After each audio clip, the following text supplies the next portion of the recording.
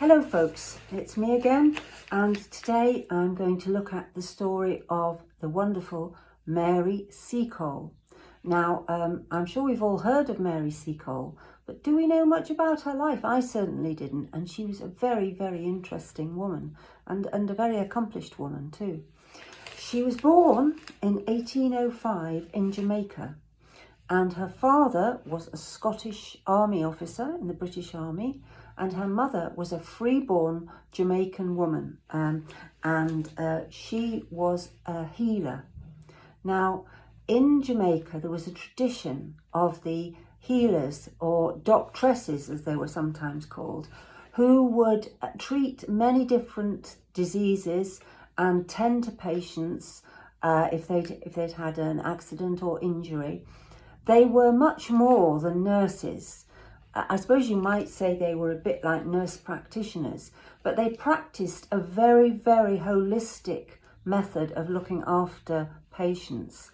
They used herbal remedies and remedies that grew in Jamaica around them. They were about ahead of their time in recognising that hygiene was important. So, their outlook on healing and looking after people was much more in line with what we think today, really.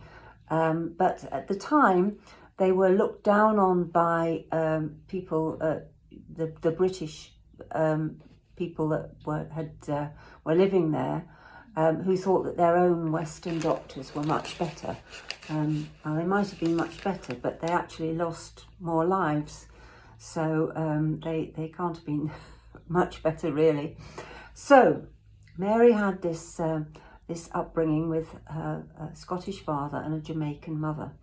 And I have members of my family who are Scottish and members of my family who are Jamaican. And so I can tell you that is quite some combination. No wonder she went far. Now, she also received a formal education. She had a patroness who paid for her to have a formal education when she was a little bit older. And she was very grateful to her patroness, and in fact, at one point returned to nurse her when she was dying. So, but when Mary came towards adulthood, she then had this combination of a great knowledge of holistic and caring healing and a formal education. She joined her mother in looking after people. Her mother had a hotel on Jamaica called the British Hotel, and the idea was that you had a hotel but you also treated people, and they treated people for fevers, yellow fever. They also treated disabled officers, servicemen from the army or navy. So they treated really anybody that turned up wanting help. Now, Mary was working herself as a healer by then, and one of her jobs was to deliver babies. And she boasted that she had never lost a mother or a baby in her work with delivering babies. Compare that to the Western doctors who had a loss rate of 1 in 4. So you could tell that she knew quite deeply in herself what to do for the best for women and babies, and for men and for people suffering from illness and wounds. Now, what kind of remedies did the healers use? Well, one of their remedies was pomegranate juice. This was very efficacious against gastric illnesses, so illnesses like dysentery and illnesses like cholera. It was very, very good against those kind of illnesses. They also used mustard poultices. The idea was that the affected area, you might make it warm with a mustard poultice, and they also used massage to help relax the muscles so that the person could heal. One of the medicines that she didn't like using and didn't use was opium. which of course is a relative of heroin or morphine. And she said she didn't like using it because it tended to induce a sleep in people, and that sleep led to death. So again, she was very much ahead of her time in terms of her outlook on healing. And the whole outlook, as I've said, was very holistic. So it went well with the hotel because you could feed people well, you could give them good food, and you could treat them. And so they were very well known on the island. Now, in 1836, in Kingston, in Jamaica, Mary married Edward Seacole, and she took his name and became Mary Seacole. Now, at first they set up a shop on Jamaica, but that didn't do so well. So in the end, they sold that up, and they both joined her mother in running the British Hotel. But tragedy struck. In 1843, the hotel burnt down. And then, poor Mary, in 1844, both her mother and her husband died. So there she was left. She had nothing. The hotel had burnt down. She'd lost her livelihood. She'd lost the two people that were dearest to her. What did she do? She went out and she hustled, I'm sure, a bit, and worked hard, and she rebuilt the hotel. And in 1850, it was ready to be used again. And she actually treated patients there in Jamaica for a cholera outbreak that year in 1850. Now, Mary loved to travel. It's interesting with a lot of these women that I'm talking about, they don't have children, or else they only have one child, and maybe that gives them a bit more freedom to explore and to look into the ways they want to live their lives. It's just a thought, but it's something I've noticed. Now, she went to visit her brother in Panama at one stage, and there was an outbreak of cholera there. There were no doctors in that particular settlement, and Mary was the only one with medical knowledge. So she treated many people there, although some were very reluctant to accept her help from a woman of colour. But she saved many, many lives. And she saw that the disease was very contagious. So she brought into play the hygiene that she'd learnt at her mother's knee. And that was one way that they managed to contain it. Now, she returned to Jamaica in 1852. However, shamefully, she went to get a ship from Cuba, where she was at the time, to Jamaica. And the first ship passing was an American ship, and they refused to take her. She had to wait for the British ship, which was the next one coming. The Americans refused to take her. And she says something about Americans and about slavery. She says, I have a few shades of deeper brown upon my skin, which shows me related to those poor mortals you once held enslaved, and whose bodies America still owns. Having this bond, and knowing what slavery is, having seen with my eyes and heard with my ears proof positive of its horrors, is it surprising that I should be somewhat impatient of the airs of superiority which many Americans have endeavoured to assume over me? So she was a forceful lady, and quite right too. She was very much opposed to the slavery and the enslavement of people throughout America and throughout places like Jamaica. Anyway, she got back to Jamaica in 1852, and she then treated patients who were suffering from yellow fever in Jamaica. And in 1854, she heard about the Crimean War, and this was a war taking place in Crimea, in Russia, between the British and the Russians. And she heard that the conditions in Crimea were dreadful, unsanitary, and that there were massive outbreaks of cholera there and other diseases because the conditions were so poor. She decided that she wanted to volunteer as a nurse to go out and nurse these soldiers who were so ill. Shamefully, when she applied to become a nurse, she was turned down by everyone she applied to, even Florence Nightingale's assistant, who was one of the people that she went to. She was turned down. She wasn't daunted. She decided she'd get there another way. She applied to a fund called the Crimean Fund, which funded people to go out and work in the Crimea to help the war effort. But again, she was turned down. And she noticed that other black women were also turned down. So she was in no doubt. She was in no doubt at all that it was racism. No doubt at all. And she was angry about it. She was really angry about it.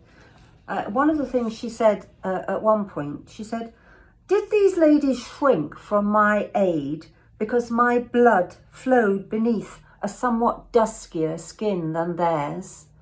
So she was very, very pointed and courageous in pointing this out. Now, she did eventually get to Crimea. How did she do it? How did she do it? She had very little. She hustled again and she raised some money to go out. And she went out with supplies and she went out with things to sell, and she built a structure and she called that the hotel. And it was just a kind of make-do structure. But she set up in the Crimea, and the downstairs floor was a restaurant where people could come and eat good food and drink.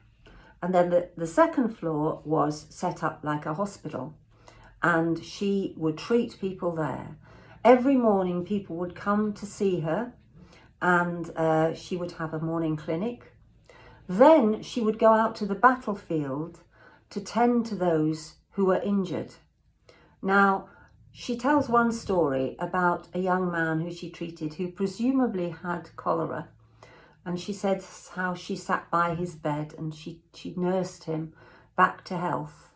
And she obviously thought a lot of him. She described him. He had yellow hair and blue eyes. And she prayed that he would be spared. Anyway, he went back into battle when he was well, when she'd nursed him back to health.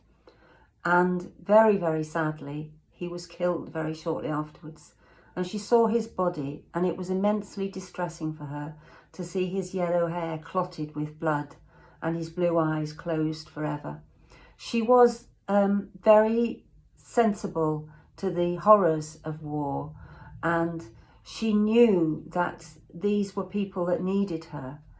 And that's why she went out. She went where there was a need. And it's absolutely disgraceful that she was not allowed to go with the official nursing contingent, even though she had letters of recommendation from doctors she'd worked with in Jamaica.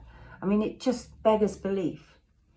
She did very, very well in Crimea. And in fact, there were many army officers and doctors who praised her and said that she had done an enormous amount for their men, and that her methods were at least as good as the methods of the Western doctors. Now, in her work, she was praised by local officials and by officers in the armies. So she was very, very highly thought of. But the war in the Crimea ended in 1956 in March. And everybody left, everybody decamped. She was left with an empty hotel and a lot of debts. Another thing that strikes me about a lot of these women is that they're managing on very little. Their safety net is very, very fragile. And so she was doing all of this wonderful work, but she had, once the business at the hotel dried up. She had nothing more to fund her own lifestyle. So eventually she was left with many unpaid bills, but she made her way back to England, and she became bankrupt. Now the press heard about this, and she had become somewhat of a kind of famous figure because of her many kindnesses to officers and men out in on the battlefield. And so they set up a fund for her to pay off her debts and set her up in some kind of comfort. She also decided to write her autobiography. And she wrote her autobiography, and she said, "Unless I'm allowed to tell the story of my own life in my own way, I cannot tell it at all." So she was quite determined she was going to tell her own life story. It was received very well. Some people said it was embellished, and some people said she hadn't written it, that someone else had written it for her. But, you know, how many celebrities use ghostwriters now? And goodness me, you know, she'd had quite a life really so far. I don't think much embellishment was needed. Anyway, her autobiography was a success, and it had a foreword in it from Sir William Russell, who was the Times war correspondent, who said, "I trust that England will not forget one who nursed her sick, who sought out her wounded to aid and succour them, and who performed the last offices for some of her illustrious dead." So she was very highly respected and very highly thought of. Now, unfortunately, she didn't get much money from the fund, and she became broke again. She returned to Jamaica in 1860, but then she came back to London. She had had more contributions to her fund, so she was able to build a house in Jamaica, so that was good. But she returned to London in 1860? No, just after 1860, she returned to London. She was interested in nursing in the Franco-Prussian War, but that didn't come to anything. Of course, she would have been late 50s, early 60s by then, and so she was perhaps not strong enough to cope with the rigours of war and of raising money to fund her help to all these people who were dying in the battlefields. So that was the end of her life. She died in London in 1881, and she left an amazing legacy. And nowadays, of course, there is a statue of her outside Thomas's Hospital in London, and she is honoured in the names of many buildings, hospitals, roads, and her outlook on nursing has really developed in these days, in that increasingly people are seeing the usefulness of natural remedies and the moving away from, some of the time, trying not to use the very heavy duty opiates and the very high technology Western interferences, rather than relying on good food, good nursing care, good hygiene, and a holistic view of the person with all of their needs, not just the need for a wound to be sewn up or a fever to be cured. And so that's Mary Seacole. And I think that, well, she's not a romancer. She although maybe in her autobiography she romanced a little bit, but she was a chancer, and she was a chancer in a good cause, because she didn't let lack of means stop her.